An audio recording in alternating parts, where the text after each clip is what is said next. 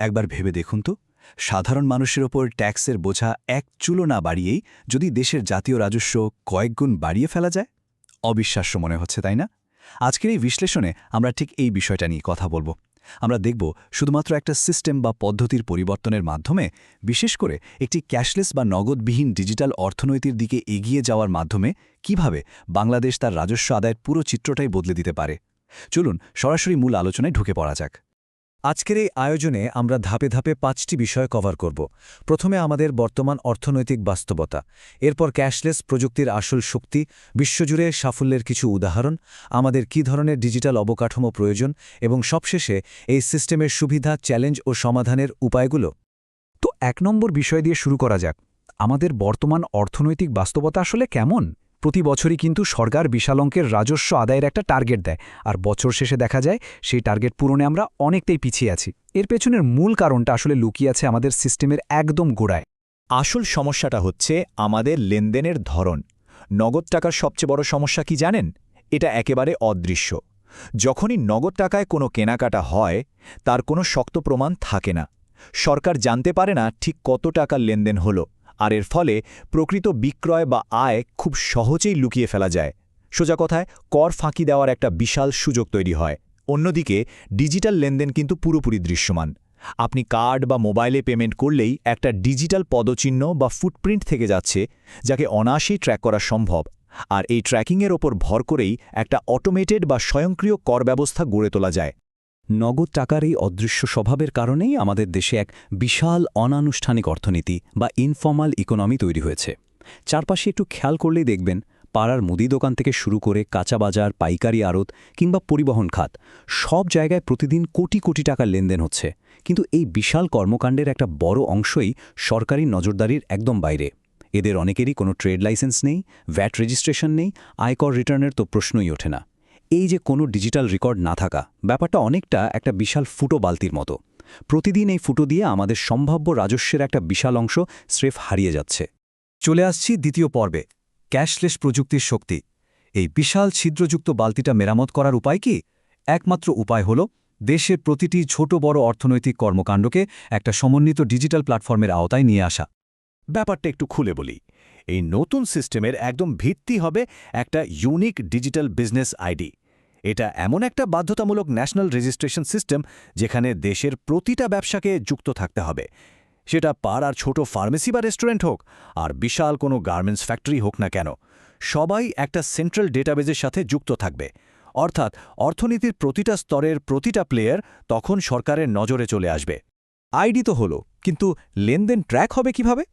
ঠিক এখানেই game changer হিসাবে কাজ করবে ডিজিটাল পয়েন্ট অফ সেল বা পস মেশিন। দেশের সব দোকানে এই সিস্টেম বাধ্যতামূলক করতে হবে। এর ফলে যেটা হবে, দোকানে কোনো কিছু বিক্রি হওয়ার সাথে সাথেই তার সিস্টেমে রেকর্ড হয়ে যাবে, স্বয়ংক্রিয়ভাবে ভ্যাটের হিসাব হয়ে যাবে এবং সেই ডেটা মুহূর্তের মধ্যে সরকারি সার্ভারে চলে যাবে। সারা দেশে যদি এই সিস্টেম কাজ করে, তাহলে কোনো ব্যবসায়ের পক্ষে তাদের আসল বিক্রির তথ্য লুকানো এক প্রকার অসম্ভব হয়ে যাবে।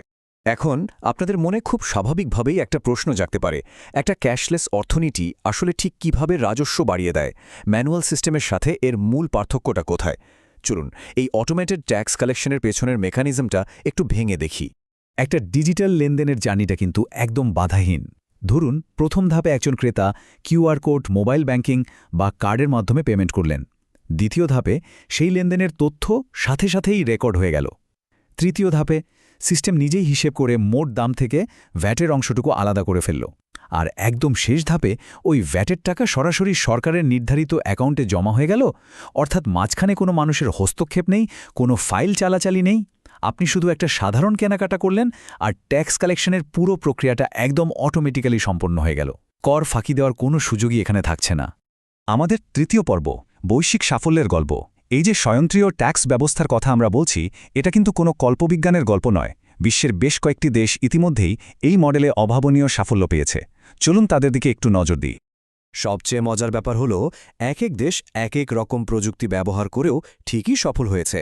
দক্ষিণ কোরিয়ার কথাই ধরুন, সেখানে ডিজিটাল রসিদ একদম বাধ্যতামূলক। এমনকি কার্ড ব্যবহারে উৎসাহিত করার জন্য সরকার নাগরিকদের নানা রকম ইনসেন্টিভ দিয়ে থাকে। আবার সুইডেনের দিকে তাকালে দেখবেন, দেশটা প্রায় শতভাগ ক্যাশলেস। সেখানে চায়ের দোকান থেকে শুরু করে বাস ট্রেনের ভাড়াও কার্ডে নেওয়া হয়, পকেটে ক্যাশ নিয়ে কেউ ঘোরেই না। অন্যদিকে চীনের চিত্রটা একটু ভিন্ন। সেখানে কিউআর পেমেন্ট রীতিমতো বিপ্লব এনেছে। উইচ্যাট পে বা আলিপে দিয়ে একদম রাস্তার ধারের ভাসমান দোকানগুলোতেও ডিজিটাল পেমেন্ট হচ্ছে। প্রযুক্তি ভিন্ন হলেও এই দেশগুলো প্রমাণ করেছে যে ক্যাশলেস সিস্টেম একটা দেশের অর্থনীতিকে নিখুঁতভাবে ট্র্যাক করতে কতটা কার্যকর। এবার আসি 4 নম্বর পর্বে, ডিজিটাল প্রযুক্তিগত অবকাঠামো। বাংলাদেশে যদি আমরা সত্যি সত্যি এমন একটা স্বয়ংক্রিয় রাজস্ব ব্যবস্থা গড়ে তুলতে চাই, তাহলে আমাদের টেকনোলজির ব্লুপ্রিন্টটা আসলে কেমন হবে? আমাদের কোর ইনফ্রাস্ট্রাকচার বা মূল অবকাঠামো দাঁড়াবে মূলত 3টি পিলারের ওপর। প্রথমত, একটা ন্যাশনাল ডিজিটাল বিজনেস প্ল্যাটফর্ম, যেখানে প্রতিটি ব্যবসা প্রতিষ্ঠানের নারী নক্ষত্র পঞ্জীভুক্ত করা থাকবে। দ্বিতীয়ত, সর্বত্র বাধ্যতামূলক কিউআর পেমেন্ট চালু করা, যাতে মানুষ ক্যাশ টাকার বদলে ডিজিটালি পেমেন্ট করতে বাধ্য হয় বা উৎসাহিত হয়। এবং তৃতীয়ত, অটোমেটেড ডিজিটাল ইনভয়েস, যা কেনাকাটার সাথে সাথেই জেনারেট হয়ে সরাসরি সেন্ট্রাল সার্ভারে সেভ হয়ে যাবে। এই 3টি জিনিস মিলে এমন একটা ডিজিটাল ট্রেল তৈরি করবে যা ফাঁকি দেওয়া আক্ষরিক অর্থেই অসম্ভব। তবে শুধু একটা প্ল্যাটফর্ম বানালেই তো হবে না, আসল জাদুটা ঘটবে ন্যাশনাল ডেটাবেস ইন্টিগ্রেশনে। ধরুন 5টি অত্যন্ত গুরুত্বপূর্ণ ডেটা পয়েন্ট, ব্যাঙ্ক অ্যাকাউন্ট, জাতীয় পরিচয়পত্র বা NID, business registration, tax ID এবং মোবাইল ব্যাংকিং। এই সবকিছুকে যখন একটা আরেকটার সাথে সিঙ্ক করা হবে, তখন এটা একটা পরস্পর যুক্ত বিশাল জালের মতো কাজ করবে। কেউ যদি ভাবে তার ব্যবসার আয় লুকিয়ে ফেলবে, সে ধরা পড়ে যাবে তার ব্যাঙ্ক অ্যাকাউন্ট বা মোবাইল ব্যাংকিংয়ের সাথে এনআইডি মেলানোর সময়। আর এই যে কোটি কোটি লেনদেন প্রতিদিন হবে, এত বিশাল ডেটা তো আর কোনো মানুষের পক্ষে বসে বসে চেক করা সম্ভব না। ঠিক এখানেই গেম চেঞ্জার হিসেবে এন্ট্রি নেবে আর্টিফিশিয়াল ইন্টেলিজেন্স বা এআই। এআই মুহূর্তের মধ্যে এই পাহাড়সম ডেটা বিশ্লেষণ করে সন্দেহজনক লেনদেন, কর ফাঁকির কোনো নির্দিষ্ট প্যাটার্ন বা ভুয়া ফিনান্সিয়াল অ্যাকাউন্টগুলো ধরে ফেলতে পারবে। ম্যানুয়াল সিস্টেমে যেখানে দুর্নীতির সুযোগ থাকে, এআই সেখানে একেবারে নির্লিপ্তভাবে পুরো সিস্টেমকে পাহারা দেবে। আমরা চলে এসেছি শেষ পর্বে, সুবিধা, চ্যালেঞ্জ এবং সমাধান। এতক্ষণ তো প্রযুক্তির অপার সম্ভাবনার কথা শুনলাম, কিন্তু বাস্তবে এত বড় একটা সিস্টেম রাতারাতি দাঁড় করানো মোটেও সহজ কাজ নয়। চলুন মুদ্রার এপিঠ ওপিঠ দুটোর দিকেই একটু বাস্তবসম্মতভাবে তাকাই। প্রথমে আসি সুবিধার কথায়। যদি সত্যি এই সিস্টেম বাস্তবায়ন করা যায়, তাহলে জাতীয় পর্যায়ে এর ইম্প্যাক্ট হবে অভাবনীয়। প্রথমত, কোনো ট্যাক্স রেট না বাড়িয়েই সরকারের রাজস্ব বহুগুণ বেড়ে যাবে।